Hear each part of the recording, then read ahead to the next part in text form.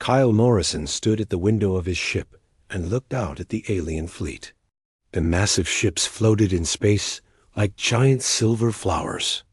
Their hulls gleamed with soft blue light, and they moved so quietly that Kyle could barely hear the engines through his ship's walls. "Are you ready for this?" asked Lisa Barnes, the captain of their human vessel, called New Horizon. She walked up beside Kyle and crossed her arms. Her brown hair was pulled back in a neat bun, and her uniform was pressed and clean. She looked calm, but Kyle could see the excitement in her eyes. "As ready as anyone can be for meeting aliens," Kyle said with a small smile.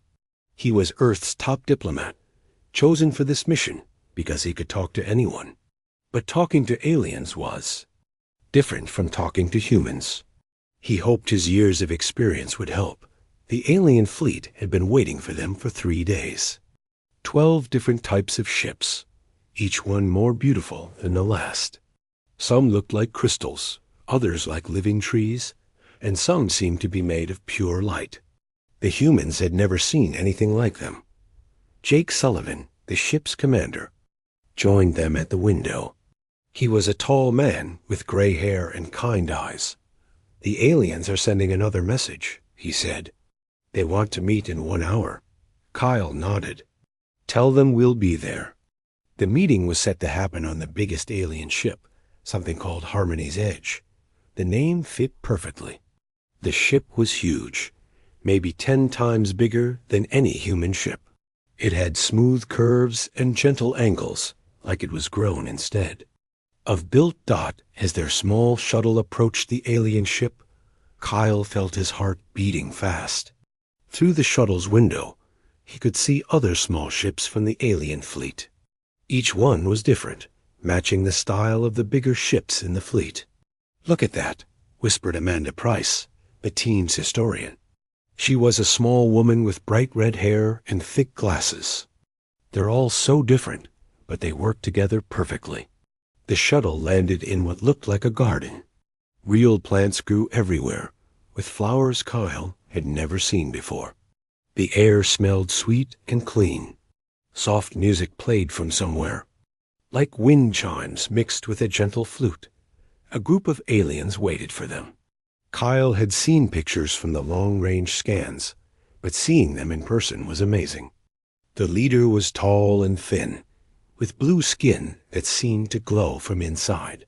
His eyes were large and silver, and he wore robes that moved like water. "Welcome, humans of Earth," the alien said. His voice was deep and musical. "I am High Counselor Veltar of the Zephyrian people. We have waited long to meet you." Kyle stepped forward and bowed slightly. "Thank you for having us. I'm Kyle Morrison, speaking for Earth and humanity." Other aliens came forward. Some looked like walking trees with faces made of bark and leaves. Others were covered in crystal formations that caught the light and made rainbow patterns. A few looked almost like humans, but with different colored skin and extra arms. "We are the Galactic Council," Veltar explained as they walked through the garden. 12 species who have lived in peace for 3,000 years. We have watched your world for some time and are impressed by your creativity and growth." They entered a great hall with a dome ceiling that showed the stars outside. The walls were covered with art from different alien cultures. Music floated through the air, and the temperature was perfect. "Your species is young, but shows great promise," said another alien, this one covered in what looked like green moss. "We have seen your cities, your art, your exploration of space. You build wonderful things." Lisa Barnes smiled. "We're excited to learn from you. Earth has dreamed of meeting other intelligent life for centuries." The aliens seemed pleased by this. They showed the humans around their ship, explaining how they had built a civilization based on sharing and cooperation. They had no wars, no hunger, no disease. Different species traded knowledge and resources freely. "How do you solve disagreements?" asked Jake Sullivan. "We meditate together. replied a crystal-covered alien. We share our thoughts and feelings until we understand each other. Violence is unknown to us. Kyle felt a warm feeling in his chest. These aliens were everything humanity had hoped for in first contact. They were peaceful, wise, and wanted to help. But then Veltar's expression became more serious. However, before any species can join our council, they must complete the standard protocol. We must learn about your history, your culture, and how you handle conflicts. Amanda Price nodded eagerly. We'd be happy to share our history with you. Excellent. Veltar said, please prepare a complete record of your civilization. Show us your greatest achievements, your art, your science. But also show us how you resolve conflicts and maintain peace. This is very important to us. Kyle looked at his team. This seemed easy enough. Humanity had grown so much over the centuries. They had learned to work together, to solve problems with words instead of weapons. Earth was mostly peaceful now, with conflicts resolved through negotiation and compromise. We'll prepare everything, Kyle promised. How long do we have? Take all the time you need, Veltar said. We are patient. We want to understand humanity completely before we welcome you into our family. As they returned to their ship, Kyle felt confident. The aliens were kind and welcoming. They wanted to learn about humanity, and Kyle was proud to share Earth's story. Sure, humans had made mistakes in the past, but they had learned from them. That was what made them strong. The team spent the rest of the day planning their presentation. They would show the aliens how humanity had evolved from a warlike species into a peaceful one. They would demonstrate that humans could be trusted with the responsibility of joining the galactic community. None of them realized that their honesty about humanity's past would soon terrify the most peaceful civilization in the galaxy. Amanda Price sat in front of 3 large computer screens, her red hair falling into her eyes as she worked. Around her, boxes of files and data drives covered every surface of the small room. She had been working for 12 hours straight, and her back ached from sitting so long. We need to show them everything, she muttered to herself, clicking through hundreds of digital files. The good, the bad, and the ugly. The door opened and Ryan Bell walked in, carrying 2 cups of coffee. The colonel was a big man with short gray hair and scars on his hands from his years as a soldier. He had fought in 3 different conflicts on Earth before becoming a military historian. You need to take a break, Ryan said, handing her a cup. You've been at this all day. Amanda took the coffee gratefully. There's just so much to organize. Human history spans thousands of years. How do we fit it all into a presentation? We focus on the important parts, Ryan replied, sitting down next to her. The aliens want to know how we handle conflicts, right? So we show them our journey from constant warfare to lasting peace. Dr. Nicole Grant entered the room, her arms full of books and tablets. She was a cultural anthropologist, someone who studied how different human societies worked. Her job was to explain human culture to the aliens. I've been thinking about this wrong, Nicole said, dropping her books on the table. We keep talking about showing them our evolution toward peace. But maybe we should show them why we learned. To choose peace, Ryan raised an eyebrow. What do you mean? I mean, we need to show them the real cost of war, Nicole explained. Not just the battles, but the aftermath. The refugees, the destroyed cities, the families torn apart. When humans truly understood what war costs, that's when we started choosing different paths. Amanda nodded slowly. That makes sense. We show them the complete picture. Over the next week, the 3 humans worked around the clock. They gathered artwork from every human culture, music from every continent, and scientific discoveries from every era. They collected stories of human kindness, examples of cooperation, and records of humanitarian efforts. But they also collected the darker parts of human history. Ancient battles where armies fought with swords and spears. Medieval sieges that lasted for months. Religious wars that split continents. Colonial conquests that changed the world map. Ryan insisted on including detailed military records. They need to understand how we fight, he told the others. If they're going to trust us, they need to know what we're capable of. He gathered footage from the great wars of the 20th century. Massive battles with thousands of soldiers. Aerial bombardments that flattened cities. Naval battles that raged across entire oceans. He included strategy documents, training manuals, and weapon specifications. This seems like a lot of military information, Amanda said, looking at Ryan's files. It is, Ryan admitted, but it's honest. Humans have always been good at warfare. We study it, we plan it, we prepare for it even when we don't want to fight. That's part of who we are. Nicole was working on the cultural aspects. She had found records of human sports where people competed fiercely but followed rules. She had examples of human art that showed both beauty and violence. She had stories of human heroes who fought for what was right. Humans are complicated, she said to the others. We're capable of great kindness and terrible cruelty, often at the same time. The aliens need to understand both sides. Meanwhile, on the main ship, strange things were happening. Pete Johnson, the communications officer, noticed that the alien fleet was changing positions. The ships were moving into what looked like defensive formations. Captain Barnes, Pete called out. The aliens are requesting additional security protocols for the presentation. Lisa Barnes came over to look at the communication screen. Security. Protocols?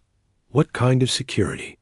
They want to know the exact content of our presentation in advance, Pete replied. They also want to limit the number of humans present during the showing. Lisa frowned. That's odd. They seemed so welcoming before. Jake Sullivan joined them. Maybe they're just being careful.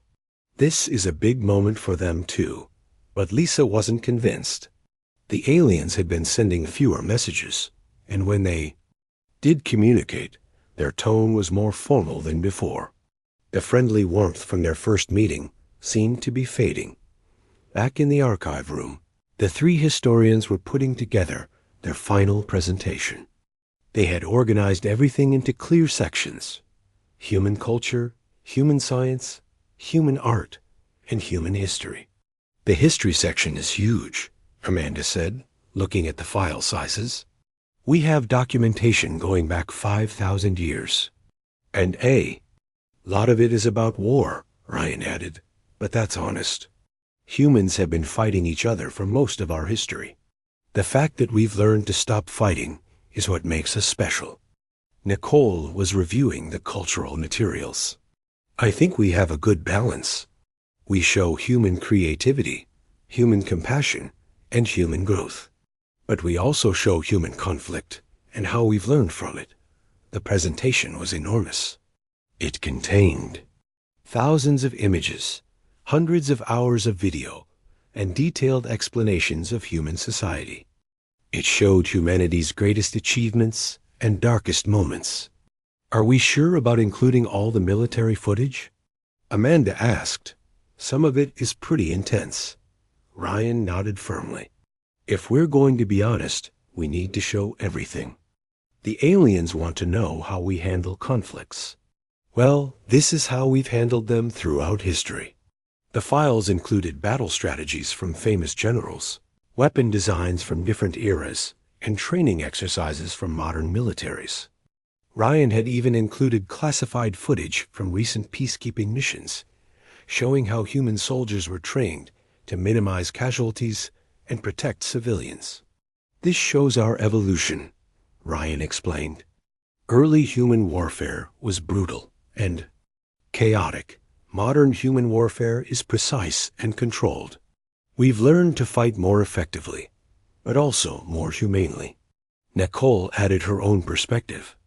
And we've learned when not to fight at all. Most human conflicts today are resolved through negotiation, economics, or international pressure. We've gotten better at preventing wars before they start. On the final day of preparation, the three humans reviewed their work. The presentation was complete, showing the full scope of human civilization. It demonstrated humanity's capacity for both creation and destruction, for both peace and war. "I'm proud of this," Amanda said, looking at the finished files. "It's honest, it's complete, and it shows who we really are." "The aliens will understand," Nicole agreed.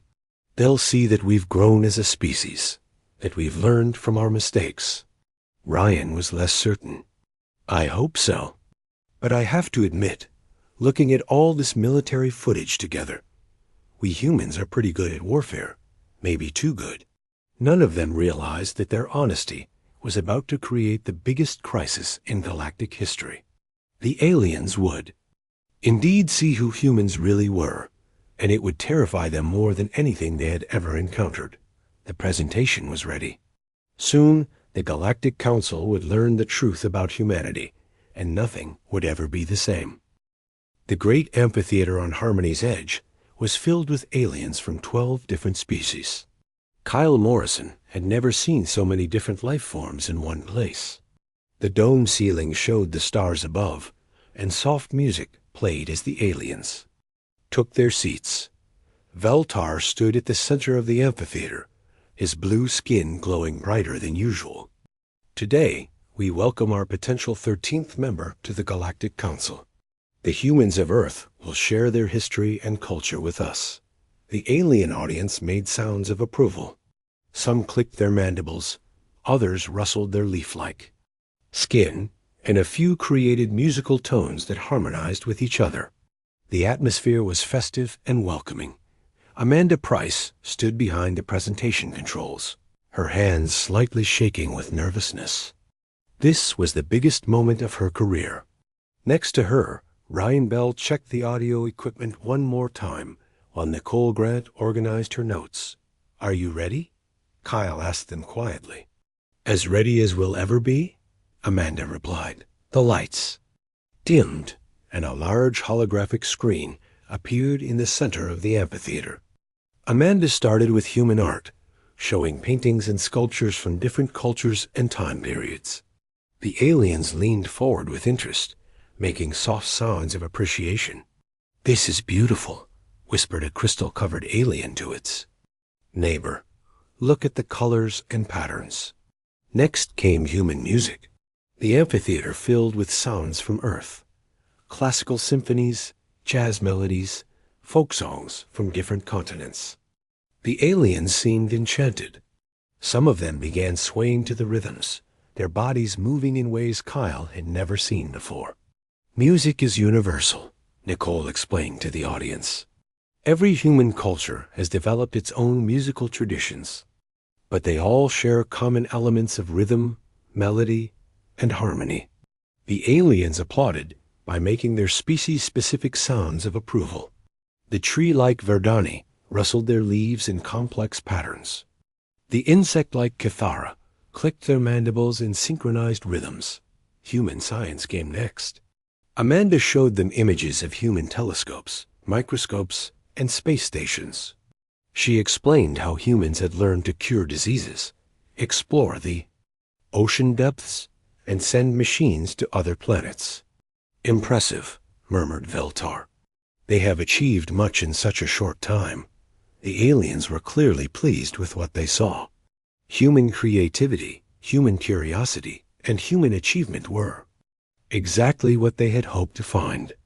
Several alien species began whispering among themselves about potential collaborations and knowledge sharing. But then the presentation moved into human history, and the mood began to change. Amanda started with ancient civilizations, showing how humans had built great cities and developed complex societies. But she also showed the conflicts between these civilizations.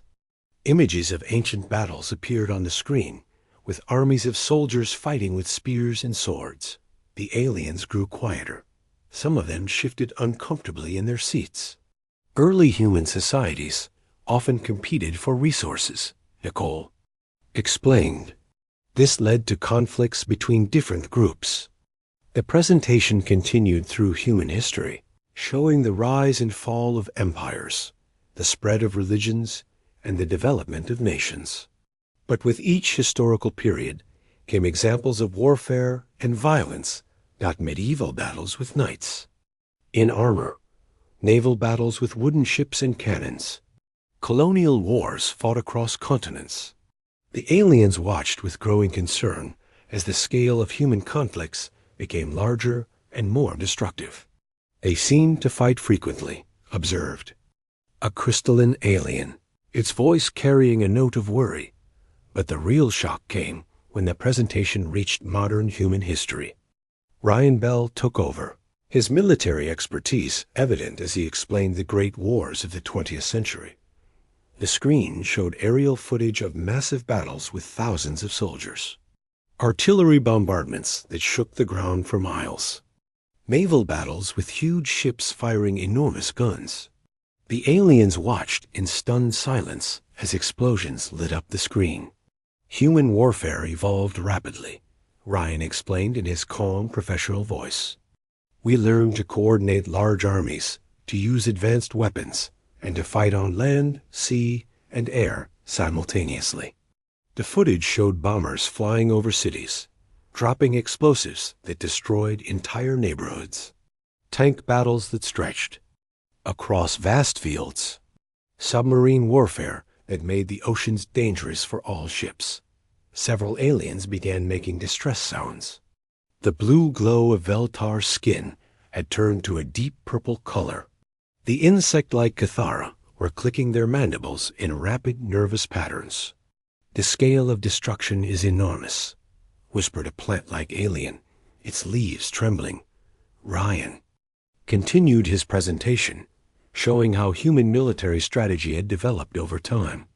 He displayed battle plans that showed how human generals could coordinate attacks involving millions of soldiers. He showed weapon systems that could destroy targets from hundreds of miles away. Modern human military doctrine emphasizes speed, precision, and overwhelming force, Ryan explained. We study our enemies, plan for multiple scenarios, and prepare for conflicts that may never happen. The aliens were becoming more agitated with each passing minute. Some species representatives began making urgent communications with each other. In their native languages, the footage showed urban warfare, with soldiers fighting through destroyed cities. It showed aerial combat between fast-moving aircraft. It showed naval battles where ships launched missiles at targets beyond the horizon.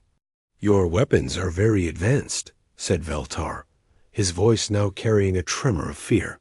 Yes, Ryan replied, not noticing the alien's tone. Humans have always been innovative in warfare. We adapt quickly to new technologies and find ways to use them in combat. The presentation showed military training exercises with soldiers learning to fight in different environments. Desert warfare, jungle combat, urban fighting, and even underwater operations. The aliens watched as human soldiers demonstrated their skills with various weapons and tactics. You train for war even during peacetime? Asked a tree-like alien, its bark-like skin showing patches of different colors. Of course, Ryan answered. Preparation is essential. Human military forces maintain constant readiness, even when there are no active conflicts. The aliens exchanged worried glances. Their own species had no concept of maintaining military forces during peaceful times. The idea of constantly preparing for war was completely foreign to them. The presentation showed human intelligence operations, with spies and reconnaissance missions. It showed how humans gathered information about potential enemies and planned for various threats. You study how to fight other humans? Asked a crystal-covered alien. We study how to fight anyone who might threaten us, Ryan replied. Human military academies teach strategy, tactics, and the history of warfare. We learn from past conflicts to prepare for future ones. The amphitheater had become very quiet. The festive atmosphere from the beginning of the presentation was completely gone. The aliens sat in stunned silence, their earlier enthusiasm replaced by growing fear. The final section of the presentation showed recent human conflicts and peacekeeping missions. Ryan explained how modern human military forces could be deployed anywhere in the world within hours, how they could coordinate complex operations across vast distances, and how they had learned to minimize civilian casualties while maximizing military effectiveness. But this shows your growth, Nicole tried to explain, seeing the aliens' reactions. Modern human warfare is more precise, more controlled. We've learned to fight more effectively while causing less unnecessary destruction. The aliens didn't look reassured. If anything, they looked more frightened. The idea that humans had learned to wage war more efficiently was not comforting to species that had never experienced organized violence. As the presentation ended, the amphitheater fell into complete silence. No alien sounds of approval, no musical tones, no rustling leaves. Just absolute quiet. Veltar slowly stood up, his purple skin now almost black with distress. We need time to process what we have seen, he said, his voice barely above a whisper. The human delegation looked at each other in confusion. They had expected questions, discussions, maybe even celebration. Instead, they faced an audience of terrified aliens who were clearly reconsidering everything they thought they knew about humanity. The presentation had been honest and complete, showing both humanity's achievements and its capacity for warfare. But instead of demonstrating human growth and evolution, it had revealed something that would change the galaxy forever. Humans were the most dangerous species the Galactic Council had ever encountered. Kyle Morrison paced back and forth in the human quarters aboard Harmony's Edge. 3 days had passed since the presentation, and the aliens had barely spoken to them. The friendly conversations and cultural exchanges had stopped completely. Something's wrong, Lisa Barnes said, looking at the communication logs. We've sent 12 messages requesting a meeting, and they've only responded with, "Please wait for further instructions." Jake Sullivan sat at the table, reviewing the presentation. Files. Maybe we showed them too much too quickly. Our military history is pretty intense when you see it all together. But that's the point, Ryan Bell argued. We wanted to be honest about our past so they could see how we've grown. Most human conflicts today are resolved through diplomacy, not warfare. Amanda Price looked worried. I keep thinking about their faces during the presentation. They weren't just surprised. They looked terrified. Pete Johnson, the communications officer, hurried into the room. Captain Barnes, we're receiving a priority message from the Galactic Council. They want to meet with us immediately. The human delegation was escorted to a different part of the alien ship, a smaller chamber with plain walls and simple furniture. Gone were the beautiful gardens and artistic decorations. This room felt more like a bunker than a meeting place. Veltar was there, but he was not alone. 12 other aliens sat around a large table, each one representing a different species from the Galactic Council. Kyle recognized some of them from the presentation, but their earlier friendliness had vanished. The High Counselor's skin had returned to its normal blue color, but his large silver eyes looked tired and worried. Please sit, he said, gesturing to chairs that had been prepared for the humans. Kyle sat down, feeling the tension in the room. High Counselor, we appreciate you meeting with us. We hope our presentation was informative. Informative, repeated Veltar slowly. Yes, it was. Certainly that. He paused, looking at the other council members. In 3,000 years of galactic civilization, we have never encountered anything like what you showed us. A crystalline alien spoke up, its voice creating harmonic frequencies that sounded like music. Your military capabilities exceed our Combined defensive forces by orders of magnitude. Jake Sullivan leaned forward. I think there's been a misunderstanding. Yes, humans have a military history, but we've evolved beyond constant warfare. We've learned to choose peace. Choose peace? The voice came from an alien that looked like a walking tree, its bark-like skin dark with what appeared to be distress. You speak of choosing peace, but we have seen your archives. We have seen how you wage war, not just with weapons, but with strategy, psychology, and industrial capacity. Another alien, this one covered in what looked like green moss, rustled its leaves before speaking. Your species doesn't just fight. You perfect fighting. You study it, refine it, and teach it to your young. Ryan Bell tried to explain. Military training is about discipline and teamwork. We study historical conflicts to learn from past mistakes. Mistakes? The moss-covered alien's voice rose in pitch. You call them mistakes, but your presentation showed us that you learned from each conflict to become more effective in the next one. You turned warfare into a science. A tall, thin alien with 4 arms spoke next. We have analyzed your military doctrine. You plan for battles that may never happen. You prepare for enemies that may not exist. You maintain vast military forces, even during peacetime. That's called being prepared, Kyle said, his voice calm but firm. It's better to be ready for trouble than to be caught unprepared. Ready for trouble, Veltar repeated.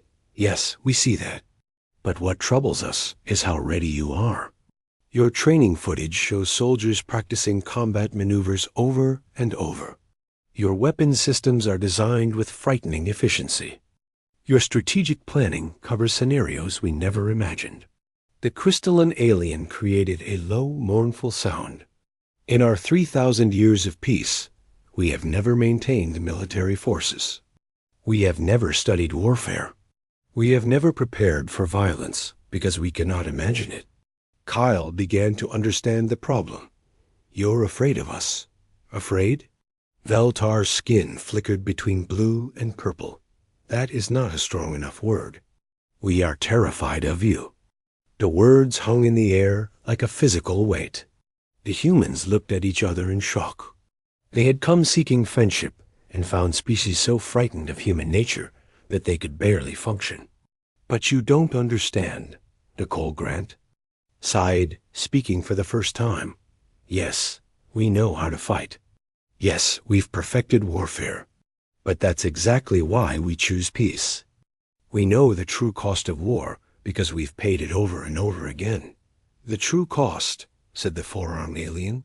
We saw your footage of destroyed cities, of refugees fleeing their homes, of families separated by conflict. But we also saw that you rebuilt, regrouped, and prepared to fight again. You learned from destruction how to cause more destruction. Ryan Bell stood up, his military bearing evident. You're missing the point. Every human soldier is taught rules of engagement. We have laws about warfare, treaties about treatment of prisoners, agreements about protecting civilians. We've learned to wage war ethically. The aliens exchanged glances that seemed to communicate volumes. Finally, Veltar spoke again. You have rules for warfare. You have ethics for violence. You have laws for destruction. Do you not see what this means to us? It means we've evolved, Kyle said. It means we've learned to control our violent impulses. No, Veltar said quietly. It means you have organized violence into a system. You have made warfare into an institution. You have turned destruction into a profession. The moss-covered alien rustled its leaves again. Your presentation showed us military academies where you teach young humans the history of warfare. You have universities dedicated to the study of conflict. You have libraries full of books about strategy and tactics. We study history to avoid repeating it, Amanda Price said. You study history to repeat it more effectively, the crystalline alien corrected. Your military leaders read accounts of ancient battles to learn new techniques. Your strategists analyze past conflicts to develop better methods of warfare. Jake Sullivan tried a different approach. Look at our current situation. Earth is mostly peaceful now. We have international organizations that prevent conflicts. We have economic systems that make war unprofitable. We've learned to resolve disputes through negotiation. Yes, Veltar agreed. You have learned to prevent wars between humans. But you have not learned to be incapable of war. You still maintain your military forces. You still develop new weapons. You still train your soldiers. You are always ready to fight. Because sometimes fighting is necessary, Ryan Bell said. Sometimes violence is the only way to protect innocent people. The silence that followed was deafening. Every alien in the room stared at the humans with what could only be described as horror. There it is, whispered the tree-like alien, the fundamental difference between us. We cannot imagine a situation where violence is necessary. You cannot imagine a situation where violence is not an option. Kyle felt a chill run down his spine. What are you saying? Veltar stood up slowly, his ancient frame seeming to carry the weight of the entire galaxy. We are saying that we have made a terrible error. We thought we were meeting a species that had learned to choose peace. Instead, we have met a species that has learned to choose when to make war. And that, said the four-armed alien, makes you the most dangerous beings in the galaxy. The meeting ended with the aliens filing out of the room in silence, leaving. The humans alone with the devastating realization that their greatest achievement as a species, their evolution from constant warfare to lasting peace, had been interpreted as their greatest threat to galactic civilization.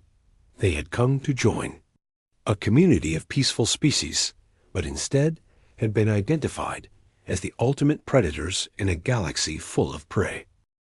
The humans were kept waiting for 2 more days. Kyle Morrison stood at the window of their quarters, watching the alien fleet rearrange itself into what looked like defensive positions.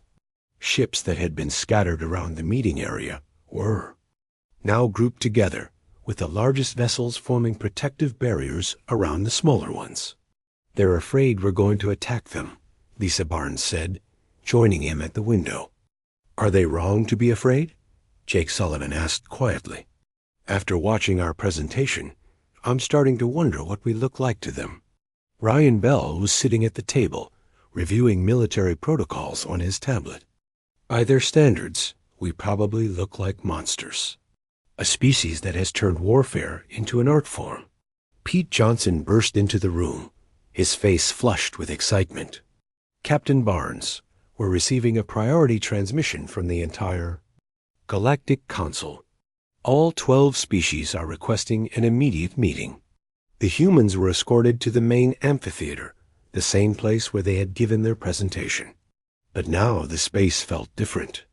The lighting was brighter, more harsh.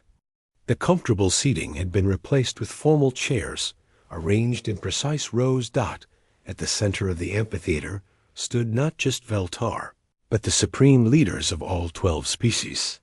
Kyle recognized some of them from the presentation, but others were new, clearly the highest-ranking members of their respective civilizations. Humans of Earth, Veltar began, his voice carrying the weight of 3,000 years of galactic peace. We have deliberated for many hours.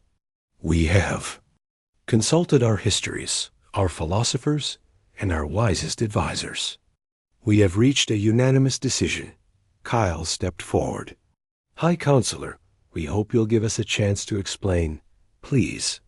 Veltar interrupted gently. Allow us to speak first. He paused, his silver eyes reflecting the harsh lights. We have decided to offer you anything you desire. Territory, resources, technology, knowledge. All of it can be yours. The human delegation exchanged confused glances. This was not what they had expected. We appreciate your generosity, Kyle said carefully, but we simply want to join the galactic community as equals. No, the voice came from a tall, proud-looking alien with scales that shifted from gold to red. You do not understand. We are not offering you membership. We are offering you tribute. Lisa Barnes stepped forward, her voice sharp with confusion. Tribute? What do you mean? The scaled alien, who Kyle now recognized as a member of the Draconis Collective, continued speaking. I am Warsinger Prime of the Draconis people. My species once conquered 3 star systems before we found enlightenment and joined the Council. But even at our most aggressive, we never approached your level of military sophistication. Your species treats warfare as a science, added the crystalline alien, its form pulsing with nervous energy.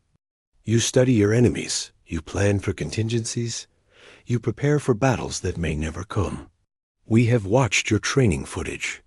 You teach your young to fight before they are fully grown. The plant-like alien rustled its leaves in patterns that seemed to convey deep distress. Your historical records show that you have never truly stopped fighting. Even in peacetime, you prepare for war. You study past conflicts, you develop new weapons, you maintain vast military forces. This is not how civilized species behave, added another alien, this one resembling a large insect with multiple arms. We resolve conflicts through meditation, through sharing resources, through understanding each other's needs. Veltar raised his hand for silence. We have analyzed your military capabilities and reached an inescapable conclusion. If humanity chose to conquer the galaxy, there is nothing we could do to stop you. But we don't want to conquer the galaxy. Nicole Grant protested. We want to join it peacefully. Your intentions may be peaceful, replied the Warsinger Prime, but your capabilities are not. You have shown us weapons that could destroy entire fleets. You have demonstrated tactics that could overcome any defense we might mount. You have revealed a military mindset that we cannot comprehend or counter. The insect-like alien clicked its mandibles in rapid patterns. We have no armies, no weapons, no concept of organized violence. Our species have lived in harmony for millennia. We are defenseless against beings like you. Kyle felt a deep sadness washing over him. You're offering to surrender to us. We are offering you dominion over the galaxy, Veltar said simply, not as conquerors, but as protectors. We will gladly serve as your subjects if you promise to defend us from external threats and maintain peace among our worlds. Amanda Price stared in shock. You want us to rule you? We want you to protect us, corrected the crystalline alien. Your military knowledge, your strategic thinking, your warrior culture. These things terrify us, but they also represent our only hope of survival in a dangerous universe. The Warsinger Prime stepped forward, his scales shifting to deeper shades of red. My people were warriors once. We understood conflict, competition, the desire for dominance. But even we were never as sophisticated in warfare as you humans. When we saw your presentation, we realized that if a truly hostile species ever threatened our galaxy, we would be helpless. But there are no hostile species, Jake Sullivan said. You've had peace for 3,000 years.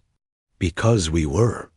Lucky, replied a new alien, one that looked like he was made of living metal. Because no species like yours had ever appeared before.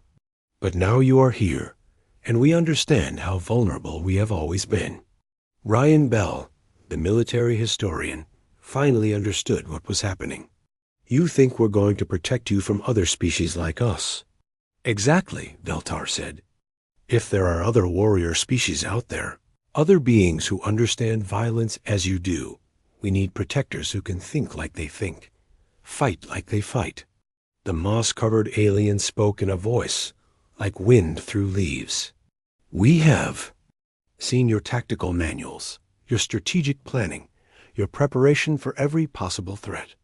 You understand warfare in ways we never could. If enemies come, you could defend us. What about our friendship? Kyle asked. What about joining your community as equals? How can we be equals? asked the insect-like alien. You have capabilities. We lack knowledge we cannot comprehend, instincts we do not possess. We are like children compared to you when it comes to survival in a hostile universe. Lisa Barnes felt anger rising in her chest. So you're just going to give up your independence? Your self-determination? What independence do we have if we cannot defend ourselves? Veltar replied sadly. What self-determination exists when we are helpless against any species that might choose violence? The plant-like alien's leaves rustled in complex patterns. We have spent 3,000 years building a civilization based on cooperation and peace. It is beautiful, but it is also fragile. One aggressive species could destroy everything we have built. But we're not aggressive, Nicole Grant insisted. We've learned to choose peace over war. You have learned to choose when to make peace. And when to make war? Corrected the metallic alien. That is not the same thing. We cannot make that choice, because we cannot make war at all. The War Singer Prime looked directly at Kyle. My species gave up our warrior ways because we found something better. But we still remember what it was like to think strategically, to plan for conflict, to prepare for threats. When we saw your presentation, those old memories awakened, and we realized how much we had forgotten. You remember things we never learned, added the crystalline alien. How to analyze an enemy's weaknesses, how to coordinate complex military operations, how to turn everyday objects into weapons. These skills might save us someday. Veltar stepped closer to the human delegation. We are not asking you to conquer. U.S. We are asking you to protect us. We will provide you with resources, territory, knowledge, anything you need. In return, you become the guardians of galactic peace. And if we refuse? Kyle asked. The silence that followed was deafening. Every alien in the amphitheater looked at the humans with expressions of fear and desperate hope. Then we will respect your decision, Veltar said finally. But we will also have to take steps to protect ourselves. What kind of steps? Lisa Barnes demanded. The War Singer Prime answered reluctantly. We will have to learn to become like you. We will have to study warfare, develop weapons, create military forces. We will have to abandon 3,000 years of peaceful civilization and become warriors ourselves. And we will probably destroy ourselves in the process, added the plant-like alien sadly. We have no experience with controlled violence. If we try to develop military capabilities, we will likely create chaos and conflict among our own species. Kyle looked at his team, seeing the same realization in their eyes. The aliens were offering humanity a terrible choice. Accept dominion over the galaxy or watch peaceful civilizations destroy themselves, trying to become something they were never meant to be. There has to be another way, Amanda Price said desperately. Perhaps, Veltar agreed, but we cannot see it. We are too different from you, too limited in our understanding of conflict and survival. We need your wisdom, your experience, your protection. Ryan Bell spoke quietly. They're right about one thing. If a truly hostile species ever appeared, in this galaxy, these civilizations would be helpless. They've never learned to defend themselves. So we become their protecto,